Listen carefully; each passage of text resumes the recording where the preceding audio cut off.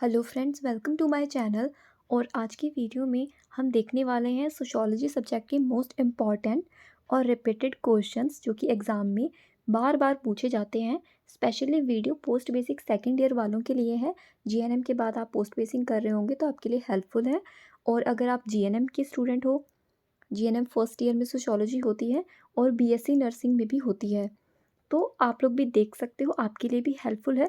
क्योंकि जो important questions होते हैं वो आप चाहे जीएनएम हो या बीएससी हो, सभी में पूछे जाते हैं। वैसे ये video post basic second year के सिलेबस के अकॉर्डिंग मैंने बनाया है कि उनके क्या क्या क्वेश्चंस बार बार रिपीट हो रहे हैं उसके अकॉर्डिंग। इसमें आप पहला क्वेश्चन हम देखते हैं।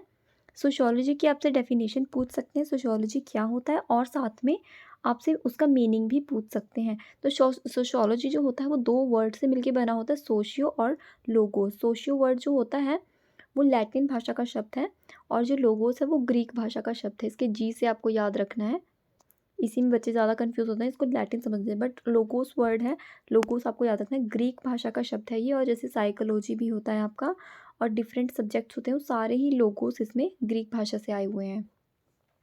डेफिनेशन आपको एक दो याद कर लेनी है और वो लिख देना, 2 नंबर में पूछा जाता है आपसे। एक्सप्लेन करने को आ सकता है इंपॉर्टेंस ऑफ सोशियोलॉजी नर्सिंग, की नर्सिंग में सोशियोलॉजी क्यों पढ़ाई जा रही है भाई, ये आपसे पूछ सकते हैं। तो नर्सिंग में भी सोशियोलॉजी का मतलब होता है, साइकोलॉजी का मतलब होता है, हर एक सब्जेक्ट की इंपॉर्टेंस है क्यों है वो आपको इसमें एक्सप्लेन करना है। क्योंकि सामाजिक दायरा हर जगह रहता है, तो समाज में कैसे रहना है, किस तरह के अलग अलग तरह के लोग मिलते हैं, और नर्सिंग में सबको पता होना चाहिए कि किस तरह के पेशेंट से कैसे डील करना है। हर एक बंदा अलग होता है, सभी का कल्चर अलग होता है, तो वो सब चीज़ें ध्यान में रखते हुए ही जो नर्सिंग केयर है वो प्रोवाइड करनी चाहिए। ये सब बातें इसमें आएंगी। नेक्स्ट आपका क्वेश्चन है, सोसाइटी की डेफिनेशन आपको बतानी है कि सोसाइटी क्या होता है। एक होता है सोशियोलॉजी, जिसमें हम सोसाइटी की पूरी सोसाइटी की पढ़ाई कर रहे हैं, लेकिन सोसाइटी है क्या वो आप बताओगे। फिर आपको ये एक्सप्लेन करना है कि क्या रिलेशनशिप है इंडिविजुअल और सोसाइटी के बीच में। सोसाइटी और इंडिविजुअल आपस में इंटर रिलेटेड हैं, जुड़े हुए हैं। अगर इंडिविजुअल है तभी सोसाइटी है, ठीक है। काफ़ी सारे इंडिविजुअल से मिलकर ही तो एक सोसाइटी बनती है, और इंडिविजुअल जो है वो सोसाइटी के ऊपर एक तरह से डिपेंड है, क्योंकि सभी लोग सामाजिक हैं, आपस में मिलते जुलते हैं और इंट्रैक्शन करते हैं। नेक्स्ट क्वेश्चन, सोशलाइजेशन बहुत ज़्यादा इंपॉर्टेंट क्वेश्चन है, इसका शॉर्ट नोट आ सकता है 5 नंबर में। सोशलाइजेशन क्या होता है, आपस में मिलना जुलना, सोसाइटी के लोगों से बातचीत करना, सामाजिक दायरों में रहना, सभी नियम कानूनों को फॉलो करना, ये सोशलाइजेशन है। एक छोटा सा बच्चा बड़ा होता है तो सोशलाइजेशन के माध्यम से ही बड़ा होता है। सबसे पहले वो अपने घर में सबसे सोशलाइज होता है, ठीक है, उसको पेरेंट्स पता चलता है। जब वो बाहर जाता है तो अपने दोस्तों से मिलता है, अपने टीचर से मिलता है और पड़ोसियों से मिलता है, तो उससे क्या होता है, उसका डेवलपमेंट होता है। एक होता है ग्रोथ जो फिजिकल होता है, लेकिन डेवलपमेंट किससे होगा, सोशलाइजेशन से होता है ज़्यादातर डेवलपमेंट एक नॉर्मल बच्चे का। और आपसे पूछा जा सकता है सोशल ग्रुप्स क्या होते हैं, and differentiate between primary and secondary group. Primary secondary groups, ये क्वेश्चन भी काफ़ी बार आया हुआ है, रिपीटेड है, तो उसको देख लेना। प्राइमरी ग्रुप में हमारे आ जाते हैं जैसे कि रिश्तेदार हैं, हमारा पूरा परिवार है, ये सारे प्राइमरी ग्रुप में आते हैं।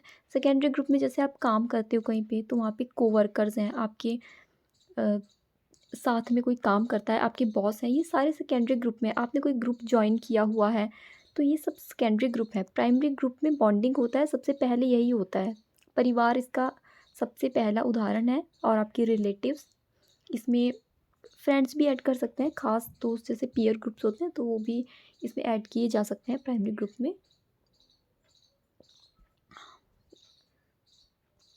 अब देखते हैं हम नेक्स्ट क्वेश्चन। तो ये जो था ना, ये सोशल ग्रुप के अंदर ही था कि ग्रुप्स जो होते हैं उनके अंदर ही ये दो टाइप आते हैं। कल्चर बताना है, कल्चर क्या होता है। वैसे तो हमको सभी को पता है कल्चर क्या है, लेकिन आपको इसको डेफिनेशन बतानी है, इसकी डिफाइन इसको करना है। छोटा क्वेश्चन आ सकता है, कई बार 2 नंबर में पूछा जा सकता है ये। नेचर और कैरेक्टरिस्टिक्स, अगर आपसे नेचर पूछ लें या कैरेक्टरिस्टिक्स पूछ लें, आपको एक ही चीज़ लिखनी है कल्चर के बारे में कि क्या होता है। वैसे तो कल्चर डिफरेंट होता है, आप अभी जम्मू कश्मीर चले जाओ, वहाँ के लोगों का आपको अलग कल्चर मिल जाएगा। साउथ में चले जाओ, वहाँ का कल्चर अलग है। तो यही कल्चर है। कुछ कल्चर्स में नॉनवेज ज़रूरी होता है, कुछ कल्चर में नॉनवेज लोग नहीं खाते, आपने देखा होगा। ये भी चीज़ें कल्चर में ही आती हैं कि जैसे प्रेगनेंसी में बोलते हैं पपीता नहीं खाना है, पर डॉक्टर मना नहीं करता है। तो ये सारी बातें जो मैं आपको बता रही हूँ कल्चर के अंडर में आती हैं, ठीक है। वही इसके करैक्टरिस्टिक्स आगे विशेषताएँ क्या हैं इसकी, क्या आप देखते हो कल्चर में। अभी हिंदुओं का कल्चर आप देखोगे, मंदिर में जाना है, व्रत करना है नवरात्रि का। वहीं आप देखो मोमडन्स का कल्चर अलग है, क्रिश्चियंस का कल्चर अलग है। वो शादी करते हैं जब, तो सफ़ेद कपड़ों में आपने देखे होंगे वो, है ना।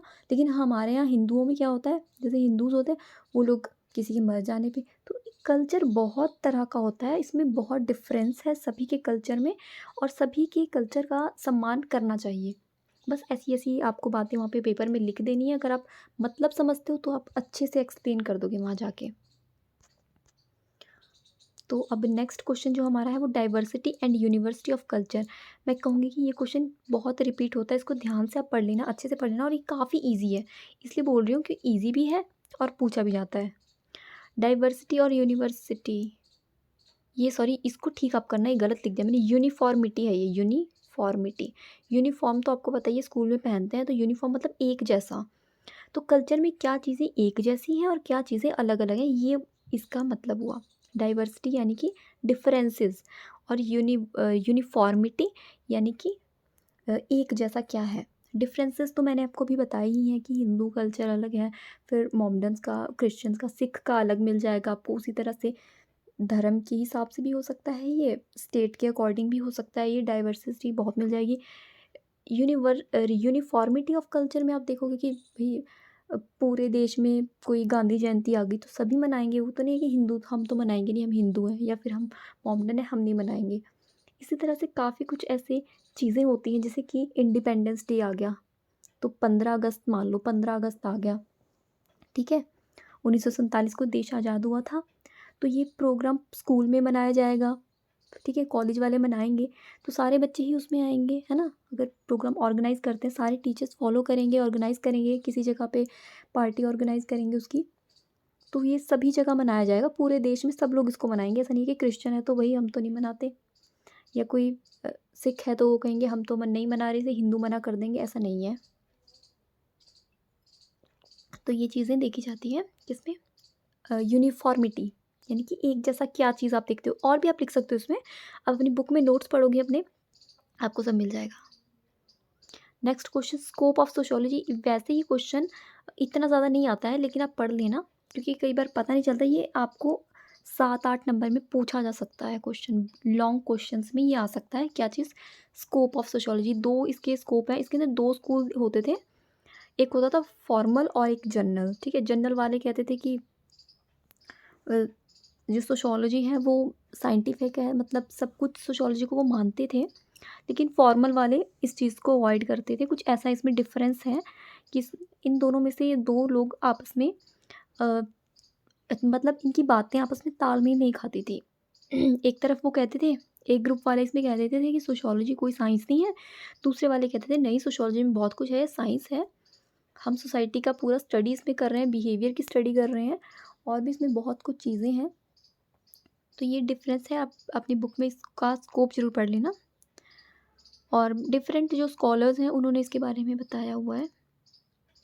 6th क्वेश्चन देखिए, social process, evolution of culture, ये अलग से कल्चर से रिलेटेड क्वेश्चन है ये। इवोल्यूशन कल्चर यानी कि विकास कैसे हुआ है कल्चर का, कैसे कैसे ये विकसित हुआ है। कल्चर धीरे धीरे आया है, और एकदम से ये विकसित नहीं हुआ, डिफरेंट कल्चर धीरे धीरे डेवलप हुए हैं। उसी तरह से आपको सोशल प्रोसेस के बारे में बताना है। सोशल प्रोसेस हो गया। नेक्स्ट इंपॉर्टेंट क्वेश्चन अब हम देखेंगे।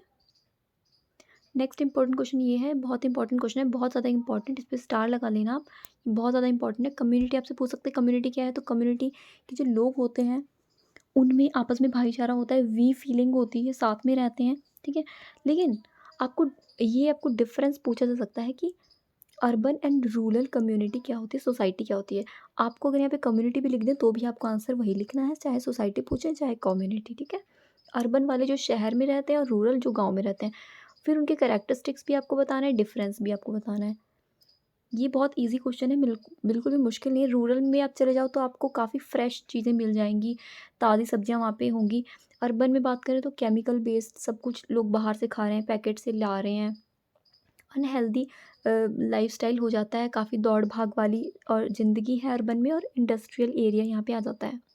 रूरल का एरिया जो है वो गाँव वाला एरिया है। और बस ऐसा-ऐसा करके आप लिख सकते हो, यही इसकी कैरेक्टरिस्टिक्स के अंडर आप लिख लोगे। कुछ अच्छी चीज़ें बता देनी है, अर्बन एरिया की कुछ बुरी बता देनी है, फिर रूरल का भी आपको ऐसे ही करना है और आपका क्वेश्चन हो जाएगा। ये बहुत इंपॉर्टेंट क्वेश्चन है। नेक्स्ट क्वेश्चन दोस्तों, ये जो क्वेश्चन है इसमें आपको 100% मैं कहूँगी क्वेश्चन बनने वाला है सोशल प्रॉब्लम से। अब ऐसा नहीं होगा कि आपको बोलेंगे कि सोशल प्रॉब्लम्स लिखो, आपको कोई भी प्रॉब्लम सोशल प्रॉब्लम से रिलेटेड पूछ सकते हैं। इसके अंदर डिफरेंट प्रॉब्लम्स आ सकती हैं, तो ये आप एक-एक नज़र देख लेना, आप समझ जाओगे कि क्या है। पॉवर्टी पूछ सकते हैं, चाइल्ड अब्यूज़, इलिटरेसी, इलिटरेसी यानी अनपढ़ता, फिर अनएम्प्लॉयमेंट, ये दोनों आपस में कनेक्टेड ही मान लो। और प्रोस्टिट्यूशन, क्राइम क्या है, वुमेन्स और चाइल्ड के राइट क्या है, और चाइल्ड एक्ट भी पूछ सकते हैं, बच्चों के राइट भी पूछ सकते हैं। चाइल्ड लेबर एक्ट क्या है, इसमें आपको पॉपुलेशन एक्सप्लोजन भी पूछ सकते हैं, डॉरी सिस्टम का भी पूछ सकते हैं, जो मैंने इसमें लिखा नहीं है लेकिन ये पूछ सकते हैं। सोशल प्रॉब्लम से रिलेटेड कुछ भी आपको आ सकता है पेपर में 5 नंबर में, तो ये आप अच्छे से थोड़ा-थोड़ा इसमें देख लेना, ठीक है।